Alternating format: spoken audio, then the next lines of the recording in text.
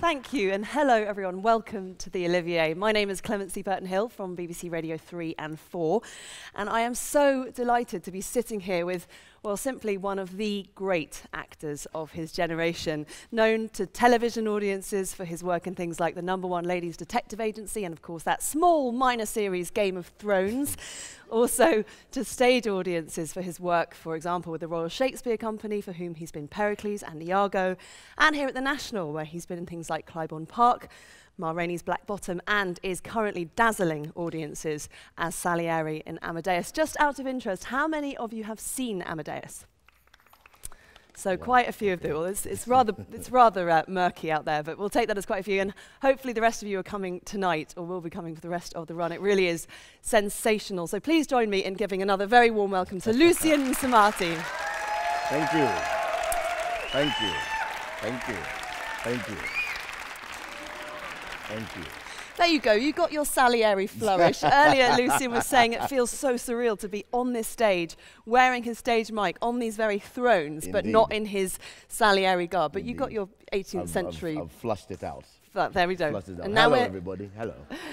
And now we are here really to talk about you, Lucien. And I'm fascinated. You grew up in London, but you were born, you grew up in Zimbabwe, although you were born here in London. That is correct. At the age of 3, your mother asked you what you wanted to be, and what did you say? I said I want to be an actor, and nothing ever really changed from that point. What was it about acting that so captivated you, even as a 3-year-old? I can't tell you. I really cannot put a finger on it. I would say that one of my earliest memories is watching something on TV and going, they look like they're having a lot of fun. Little did you know. and I want to do that. And then later on, I would say around about the age of maybe 8, 9, at primary school, doing little sketches and presentations in class. And I remember, I think we basically did this really bad rip-off of the A-Team. And we were having a lot of fun, but I remember standing in front of the whole class and going, I'm good at this. This is nice. This is, I understand how this works. And then one of my teachers said, yeah, you're not too bad at this, are you? And yeah, I mean, it has been a roller coaster ride since then, but I'm still going. I think that's one way of putting it. So what sort of opportunities did you have, A-Team aside? What sort of opportunities were there in Zimbabwe as you grew up, as you came of age as an actor? Well, I think it's fair to say that our, up until very recently, actually, the Zimbabwe's education system has been exemplary. And in fact, at one point, the adult literacy rate in Zimbabwe was higher than that of the United States. Wow. So, which, you know. Go figure. We shall not talk about that. Perhaps that begins to explain things somehow. So, you know, at school, there were always festivals, there were always school plays, there were always school choirs, and in secondary school, the particular school I went to, Prince Edward, was very much the flagship government school at the time, and so... So free? So, well, no, not free, but fee-paying, but up to a certain level. And so, you literally would have children of domestic workers going to school with the children of government ministers. Right. You know, and those who couldn't make up the fees, their fees would be paid for by what was called the Social Development Fund, which, as time went on, as the political system deteriorated, those things became less and less and less and less. Funnily enough, there were a whole bunch of kids by the name of Mugabe at our school. Who, what would happen is that at a certain point, and this was always kind of embarrassing, but also very funny for schoolboys, it was an all-boys school, that there would be a point, sort of maybe a week and a half, 2 weeks into the beginning of term, where if your fees had not been paid, in assembly, your names were called out, and you would have to leave school for that day. And almost always, there was a whole bunch of kids with the name Mugabe who would just always be told, get up and leave and go home. Wow. heaven only knows why. Make of that what you will. Quite. But I mean, I don't believe it was anything necessarily political. I think it was just that, you know, fees not being paid, etc., etc. But because Prince Edward was the flagship government school, we had some of the best facilities in the country. We had, when I believe it was the Japanese or the Chinese government endowed Zimbabwe schools with a whole bunch of musical instruments, the bulk of them came to Prince Edward. Right. So, you know, the opportunities were there. I was, you know, in school choirs, in school plays throughout high school and beyond. So there was no lack of outlet growing up in that sense. Nevertheless, you took it upon yourself to found your own theatre company in 1994, Over the Edge. And you say that you founded it with a group of what you call joyous reprobates, which sounds like an excellent cast of company. What was the thinking behind that theatre group, and why did you feel the need to create your own? Well, again, curiously, we were young people. We were very much what would be called in Zimbabwe the born frees. Basically those who were either born or grew up after independence in 1980. So our reality, our horizons were very, very different. We went to integrated schools. We grew up in a country that was ostensibly free. But what we found, socializing, you know, whenever we'd go out of a Friday night, and literally people would stare at this group of black, pink, white, brown kids walking together. It was literally people's jaws on the ground going, what? What are they doing? There's a white one and a black one and a brown one, and they're laughing, and what on earth, you know? So this was an outrageous political act in the eyes of some. For us, it was just, well, these are the people I went to school with. These are the people I hang out with, you know, of course, and we have similar interests. In saying that, of course, I suppose with all young people of a certain age, we were hungry to tell our own stories. We were hungry to do our own thing. We were also very aware that, you know, actually when we play and work together, because the bulk of us were also at high school together, so we knew each other. We were in each other's pockets for years, and we are family to this very day. You know, those are possibly the people who have had the biggest individual influence on me. Are most of them still in Zimbabwe? We are scattered around the world, but yes, a few are still in Zimbabwe. So, you know, we got together, we found we could make each other laugh and annoy each other in equal measure, but that underneath it was a passion to do theatre, to tell stories, to make stuff. So we went out and we did it, and we started literally on the streets in a shopping center, with me as sort of the beard in the crowd, saying, you know, there's this company that's doing really interesting stuff, you know, and you know, he had the hats out, and literally there was one man I remember walking past, completely oblivious to the fact that there were these clowns doing mad stuff, thinking that the hats were for sale, and asking me how much for these hats. And like, they're not actually for sale, but anyway, watch this. So, you know, that was it.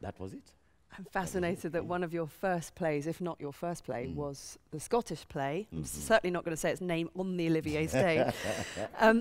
What was the political undertone that you thought would resonate with Zimbabwean audiences, and in particular in the casting? Because I believe your Lady M was white. Yes, she was. Was that provocative? Was it deliberately provocative? It was very provocative. Very, very, particularly when we had school kids coming in. I mean, we were, at that stage, we were in our early 20s, late teens, early 20s. So a lot of the kids who were coming, who had this as a set book for their O-levels, or GCSEs, as they're called. Is that right? Yes? I think they still exist. I'm very old, but I think that's what they still do. So they would have been 14, 15, 16. And for them, coming in to see a black man and a white woman, not polite kissing, but doing what grown-ups do, was, on one hand, very provocative. I mean, there were even a couple of nights where it was like, ugh, disgusting sis, man. You know, you heard that. So, you know, but again, the impetus behind it was never overtly or deliberately political for us. It was about this group of people wanting to tell this story that we could tell, that we believed in telling, and that we were also, maybe I'm contradicting myself, the flip side of it was that people are looking at us as Africans and have made all these assumptions about us, about who we are, about what we eat, what we sound like, what we do. Well, let's show them. Let's show them, let's do this, because we can do it and we like doing it and we think we're pretty good at it. Of course, on another level, you know, when you sort of divide the two biggest ethnic groups in Zimbabwe, the Shona, who are predominantly in the north part of Zimbabwe, and the Ndebele, who were in the southern part of the country, there were these undertones of, you know, Macbeth. I said it.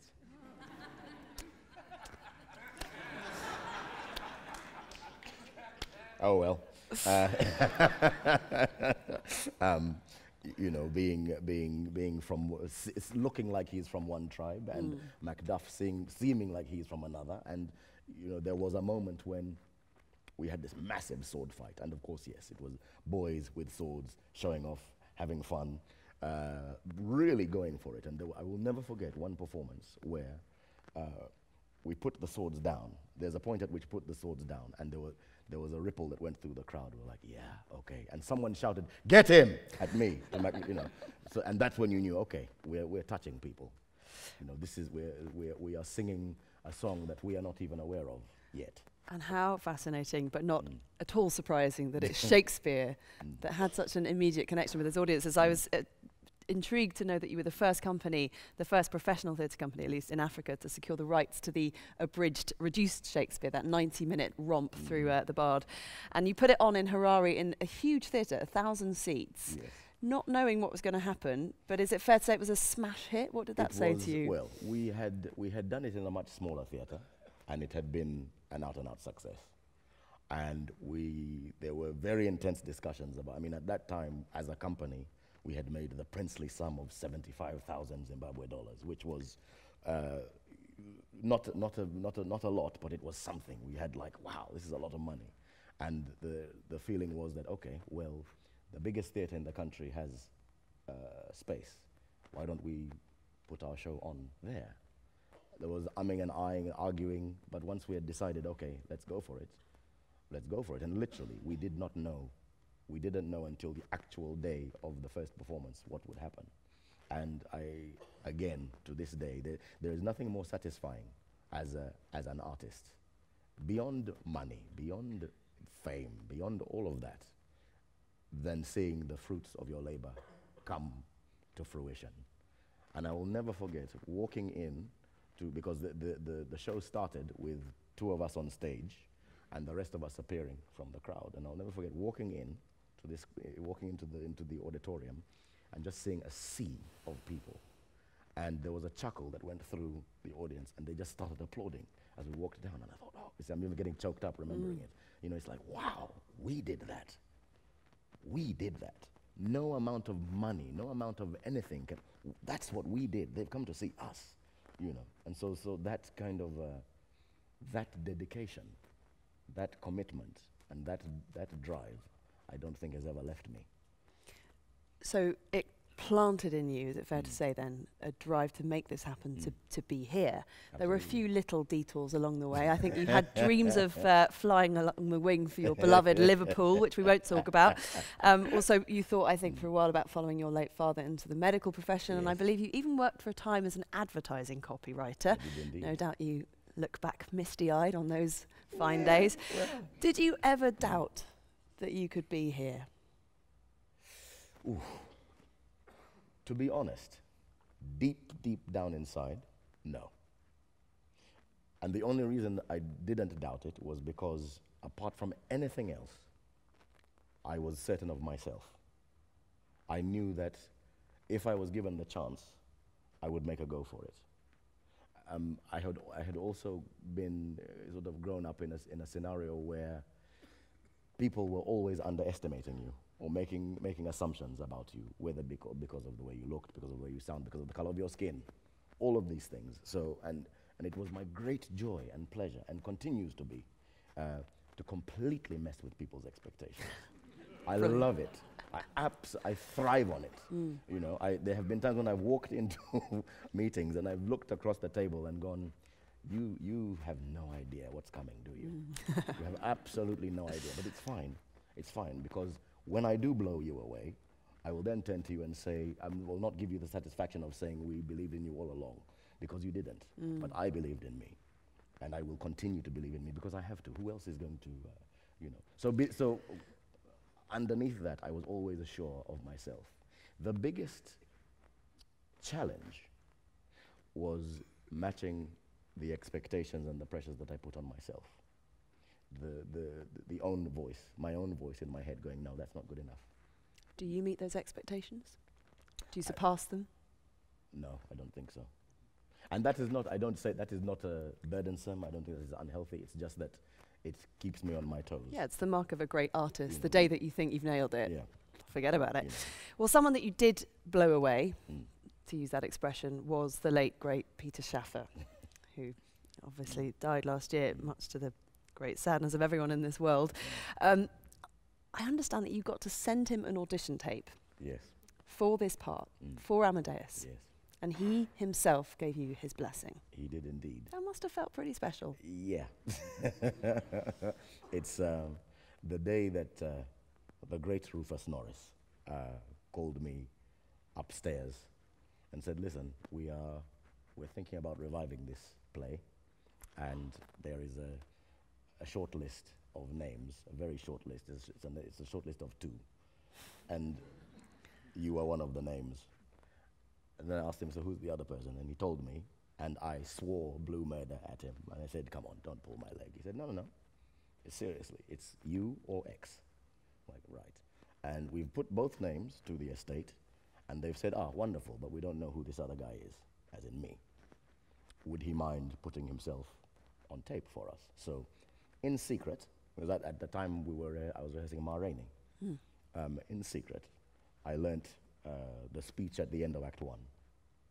I learnt it, and then upstairs in one of the rehearsal rooms with Wendy Spon, the casting director here, and Mike Longhurst, the director, I think we put maybe 7-8 minutes on tape. We did that, and off it went. And I genuinely, in my head, and this was not fatalist or anything, I said, look, I've done the best that I could do. I gave it my all. I chose a speech that I could digest easily. Whatever happens, happens. On Christmas Eve, I got a message from Rufus to say, yeah, he is nice Christmas present. Yeah, but you can't say anything. And then on press night, and this is what really has stuck with me. On press night, I met his agent and his manager. He confirmed that yes, he did watch the tape. We watched it together over and over and over, and it was pretty much the last creative decision he made. So for me, not only to be on this great stage, to be with my great fellow players who are sitting out in the darkness. Hello. You know,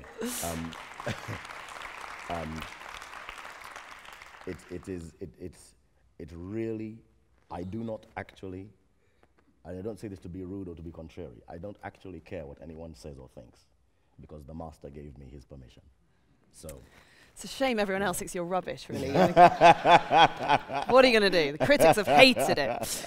Seriously, though, I mean, it's hard to think of plays as iconic as this one, and obviously those socking great 2 lead roles have lent themselves to these wonderful performances in the past. And I don't know who the actor who didn't get it was, but clearly it was someone significant.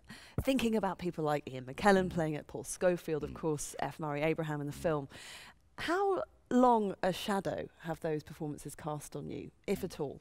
Massive. And for no other reason that they are indelible in history. They are, I mean, in the case of F. Murray Abraham, I mean, you get the DVD, the movie on demand, wherever it's there. He won an Oscar for it. Schofield has been on this very stage doing it. Reel off all the greats and the good, the great and the good. They've all done it. For me, though, there is nothing I can do about that. There's absolutely nothing I can do about who did what before me. Just as there's nothing I can do about who is going to do what after me.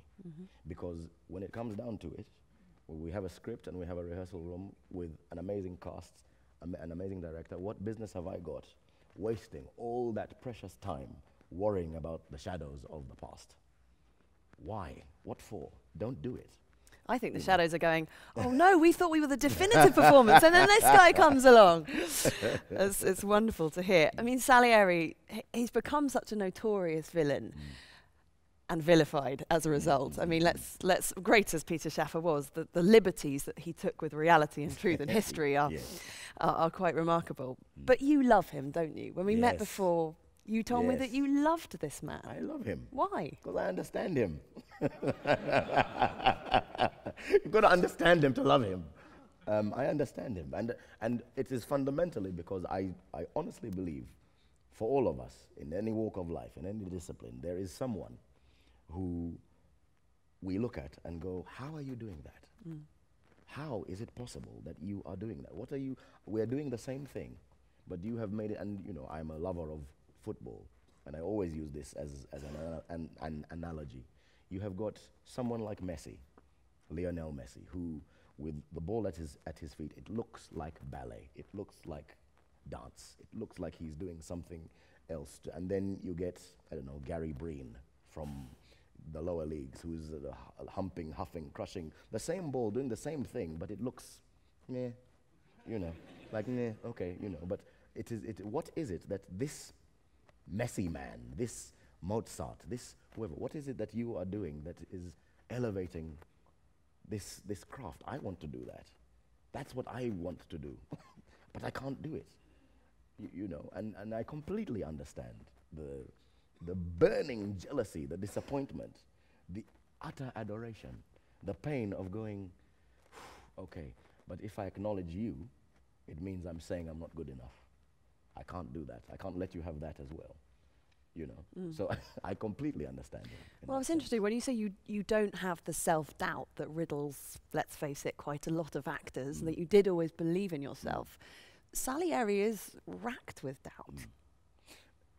Yes, he is, and I am also racked with doubt. It is, I suppose, the extent to which you allow the doubts to hold you back. There has to come a point where you go, okay, yes, I'm riddled with doubt, but I've got to take the step. I have to do it, you know.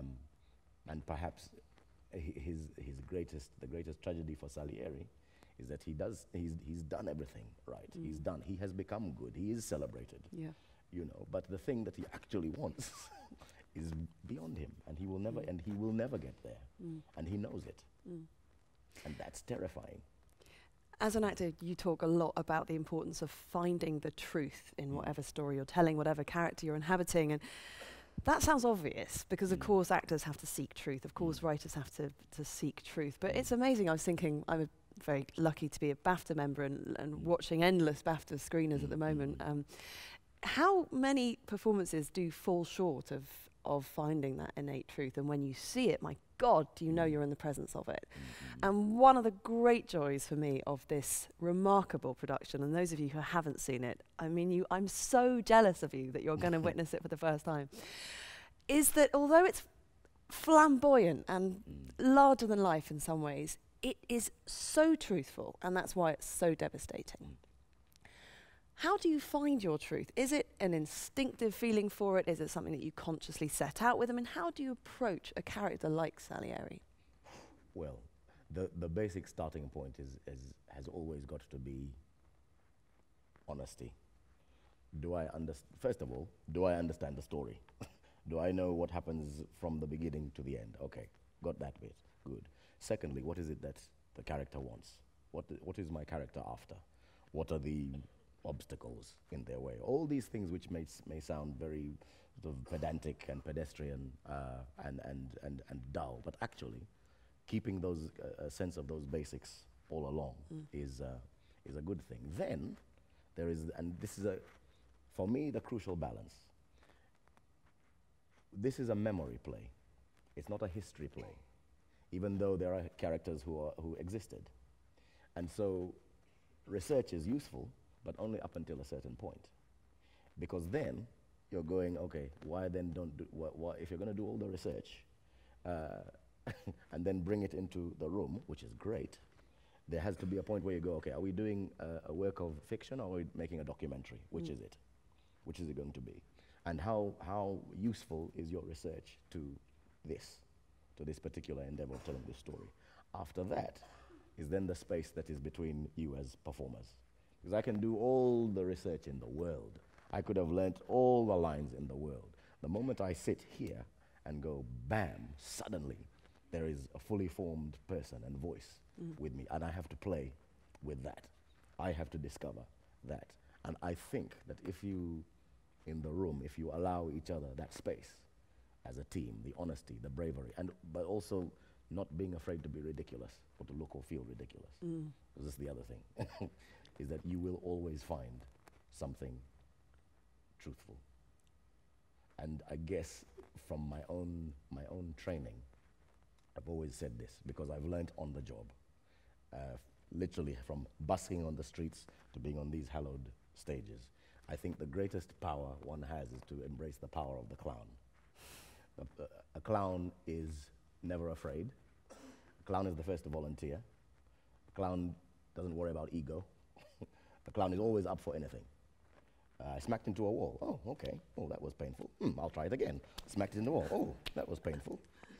What if I run from there to there? Let's see what happens. Everything is a new possibility, but I'm not afraid to find, I'm not afraid to feel ridiculous. Not afraid to expose myself in that way, because the truth will always find a way out. Because ultimately, the only character who can tell the king that he's an arsehole to his face is the clown, and get away with it. And God, we love him for it. It might sound very obvious to say that music is right at the heart of this play, but I was intrigued that the first director of Amadeus, of course, Peter Hall, back in 1979, wrote in his diaries, "Music, like colour, is the most dangerous thing to put in straight theatre. It generalises emotion, generates it easily, and ends by dissipating it. And my God, when it's Mozart, you can't easily let him into a play." So his solution was to almost mute the music, and he asked Harry Birtwistle, who was his music director, to make it distant, under speech. It is fair to say, I think, that your director, Mike Longhurst, has taken a rather different approach. He puts the music and the musicians front and centre. And it struck me that having the musicians, those wonderful musicians of the Southbank Sinfonia, live on this stage, essentially allows us to watch Mozart creating with musicians in real time masterpieces. And that is such a powerful thing because, of course, that is ultimately where Salieri's jealousy derives from. And I wondered, as an actor, do you feel you're being aided almost by the fact that for an audience in the theatre, yeah, my God, we get it. That is why that music is so beautiful, and here it's happening. It's just coming out of it. Completely. I mean, I'm in love with everyone in the Southbank Sinfonia. Okay, they are just the magic we have all been able to make together. But you're absolutely right. You get to see this is what Salieri is up against. How can you compete with that? How can you better that? You never will. But I think one of the great achievements of our production is that there was no separation between musicians, actors, singers. We are a company together. We are telling this story. I think you called it an interdisciplinary orgy of creativity. Right. You don't need to go any further with the "I'm in love with." We'll let our imaginations deal with that one. You have, though, also described it fondly as our wonderful madness, and I thought that was such a brilliant way of putting it. Is it fair to say that this is quite unlike any other theatrical production you've been part of? Yeah, there were a few days in the rehearsal room that were completely bananas, in the best possible way. You know, just you've got bassoons flying over here. You've got someone opera singers over there. It was beautiful and crazy, but there was that constant sense that we will find something. We're going to find something quite special, and I think early on to have sort of seen the little flashes of it was very exciting and helped us carry on. And in the rehearsal room, did you feel Mozart's genius? Yes. Do you feel it on stage every night? Yes, because I'm always fighting it. poor old Salieri's music gets short shrift in this production as well. I mean, it sort of works on both levels, doesn't it? Watching you and, of course, listening to you as Salieri, I was so struck by how melodious, how musical your voice is. Do you consider yourself musical? What's your background when it comes to music, if any? At the age of maybe 15, 16, I had about a week of piano lessons. And that's basically it, really. And I didn't carry on for no other reason than just teenage madness. It wasn't because I didn't like it. Strangely, two of my very dear friends both became very good clarinetists at the same time. We were hanging out all the time. They just carried on. They just carried on with the music, and I kind of went, okay, piano. Yeah, it's nice, it's cool, but I want to go and make plays. Or play football, which is obviously infinitely cooler as a teenage boy. But yeah, I love to sing. And doing Ma Rainey's Black Bottom. With the, again, I have been very blessed to be amongst amazing, talented companies. I got a chance to learn about that much piano again, which was quite exciting. And maybe one day when I clear my head, I might sit down and try and take it up again, because I think I would quite enjoy it. It's fine, because you've got loads of spare time. So we'll get on to your many other projects shortly. We both believe fervently that we really must reinvigorate and reassess and challenge and redefine great plays through the prism of the times that we are living in. And the structure, the integrity of a great play isn't compromised by that. I think purists sometimes think you mustn't touch these things. They exist as they exist. And I'm a great believer in that in theatre and particularly in music as well. And at least one critic I was intrigued to read said that the role of Salieri was an overdue accolade for you, which I completely agree with.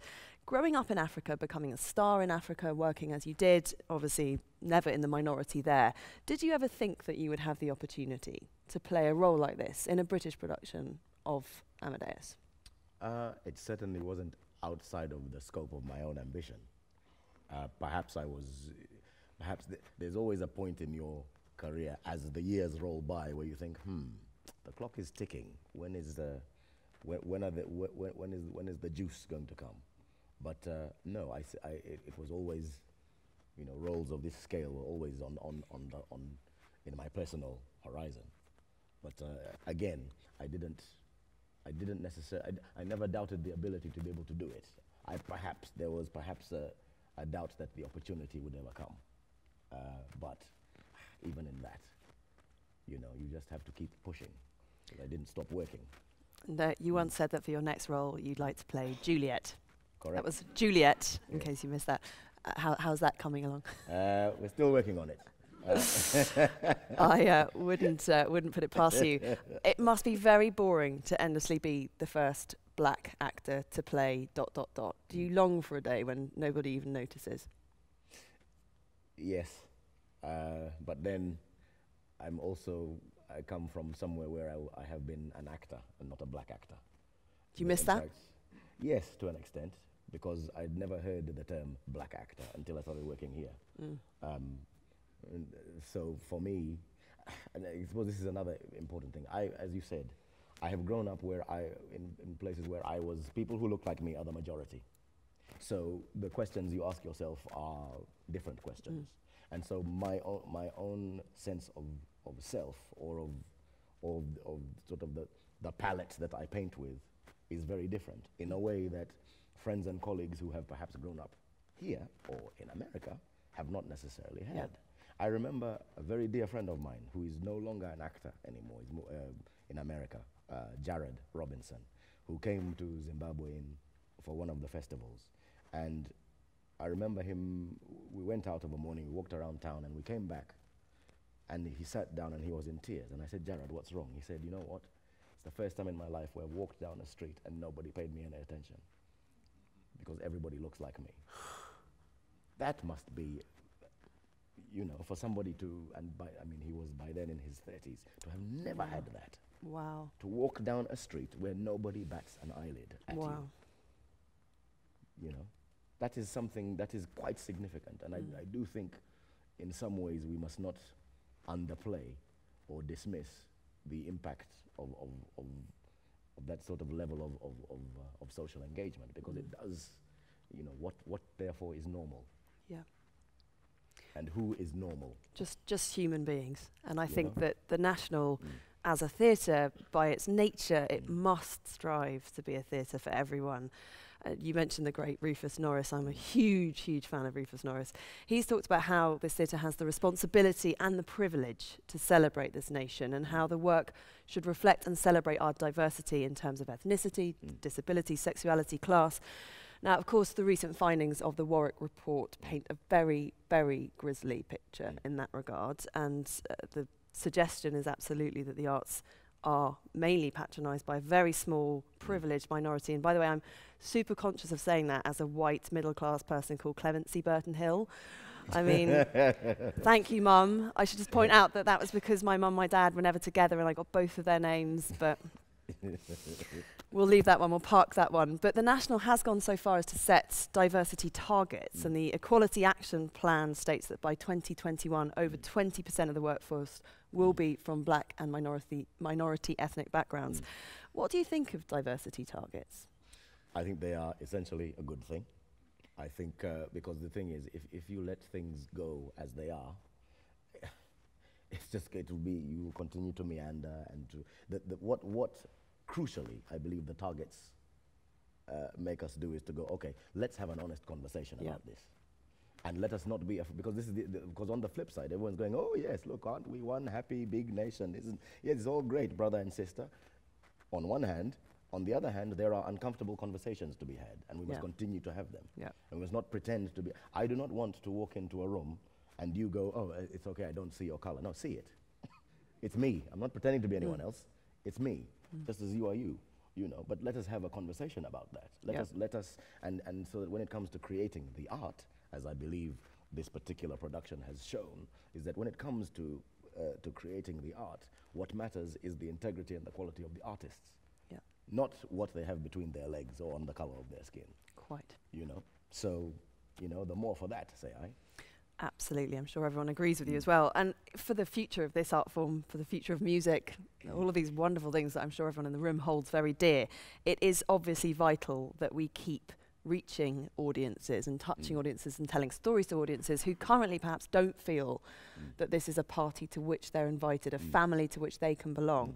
And it strikes me as someone who works a lot in the classical music world that we have that image problem probably even worse than theatre.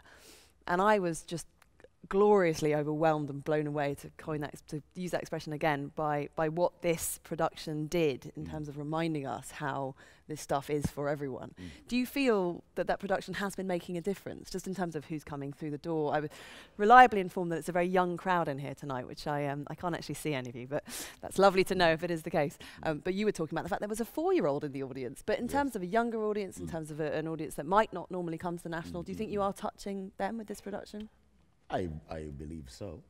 I think I'm a little hesitant in saying that is because I know that it is a long process. And it's going to take a long time to have fully integrated audiences. I think the challenge for us all going forward is to be consistent with the door opening schemes. Those have to be consistent because they're not glamorous, they're not sexy. Sometimes it is as simple as having someone who is brown as front of house. Sometimes it's that simple for some people. Literally is. It's amazing how somebody will go, oh, okay. Someone who would have walked past here a million times thinking, I want to go in, I want to go in. It's those little things. Those little things. But it is, and absolutely, yes, it is always fantastic to see brown faces out in the crowd, as it is to see all faces. It's not faces are just faces. Faces are faces. But I also know that there are a lot of people who, from all walks of life, who would love to come to somewhere like this, but for various reasons I'm intimidated, I'm a little bit.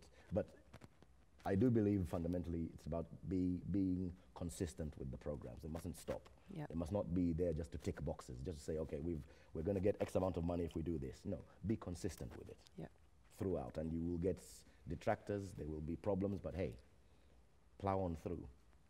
Hear, hear. Now, speaking of ploughing on through, I'm conscious of the clock and we have to let you go and prepare for your performance very quickly, as I'm going to let you scuttle off to your dressing room soon. Do you have any pre-performance rituals? How do you become Salieri? Because I've heard that you like skipping. Yes. And we already know that you're not superstitious because you said the M word on stage, but I've heard that there has to be a certain hoodie in your dressing room. Is that right? That is correct. Tell us about that. Oh, it's the red Metrex hoodie that all the gang know. You see, I can't commit any crimes or go anywhere because everyone's going to know that that's me. Okay. Yeah, it's just one of those things, you know. I put it on and I feel, okay, I'm ready to work. I'm ready to get going.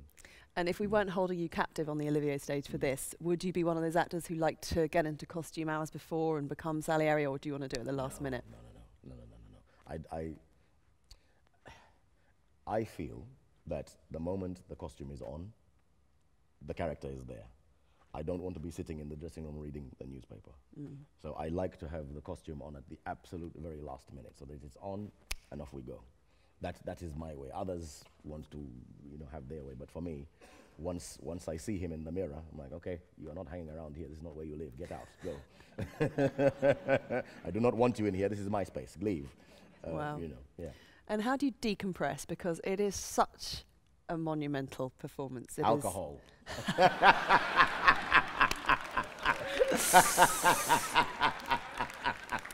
I knew we were going to be great friends. Yes. Obviously, there's straight to the bar, straight to the artist bar. Well, have a shower first, get it all off, breathe, and go and hang out with colleagues. Because there's the other thing, outside of the rehearsal time, once the show is up and running, we don't really get time to spend with each other socially. And sometimes the first time I will see some of the gang is on stage in costume and character, and so going to the bar afterwards is sometimes the only way to socialize and just to decompress. And there's nothing more satisfying, particularly after a 2-show day for me, than a cold beer at the end of it. That's your poison. Oh, that's nice. Cold beer. That goes down so well. We'll see you after the show. Thank you for your generosity and for your wonderful performance. Lucian Msamati. Thank you. Thank you.